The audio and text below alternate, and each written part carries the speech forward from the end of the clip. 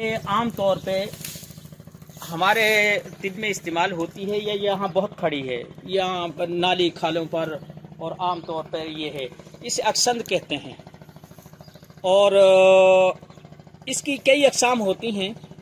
ہماری طب کی کتابوں میں صرف یہ لکھا ہے کہ اسگند ناگوری، اور ہمارے ہاں بھی بہت ہے، لیکن جس نے یہ لکھا ہے نا وہ اس وقت جو اس کے تجربات ہوئے تو ناگور ایک جگہ کا نام ہے۔ اس جگہ میں جو اسکند ہوتی تھی اس زمین میں، اس کے فوائد دوسروں سے زائد تھے، تو اس لیے وہ چیز آج ہماری جتنی بھی طب کی کتابیں ہیں اس میں اسگند ناگوری اسی حساب سے بازار میں جو ہے یہ ملتی ہے۔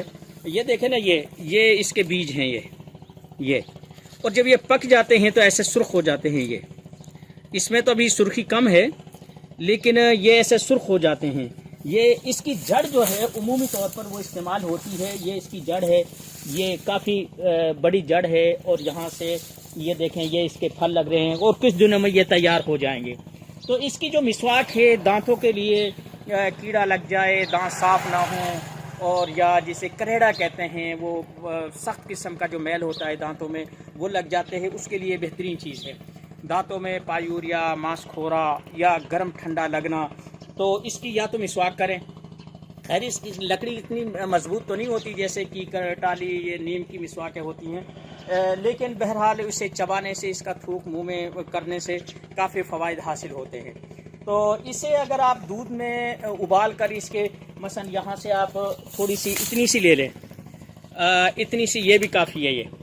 اسے آپ پاؤ آدھ سے دودھ میں ابالیں، اور اچھی طرح جب یہ ابل جائے تو اسے پی لیں۔ کمر درد میں، یہ کمر کے کھچاؤ میں، یہ لاتوں کے کھچاؤ میں، اور سر درد میں، یہ سر کا بھاری رہنا، کسی غذا کا نہ لگنا، پیشاب کا جل کر آنا، ان میں یہ بہترین کام کرتی ہے۔ اور اس کی جڑ جو ہے وہ کمر درد میں یا بانجھ پن میں، مثلا جو عورتیں نلوں کے درد میں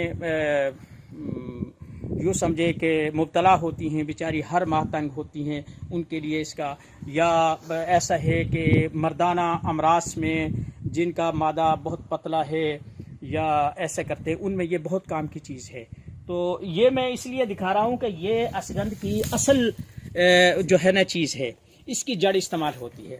اب نہ تو ناگور انڈیا میں اتنی کہاں کہ وہ پوری دنیا میں جو ہے نا وہ یہیں کی ہوتی ہے، اور ناگور کے نام سے وہ فروخت ہوتی ہے۔ تو آپ کو جہاں بھی یہ بوٹا ملے، اس کی جڑیں استعمال کریں، اس کے پتے استعمال کریں، اس کے وہ استعمال کریں، تو تمام میں وہی طبی فوائد ہیں جو جڑ میں ہوتے ہیں۔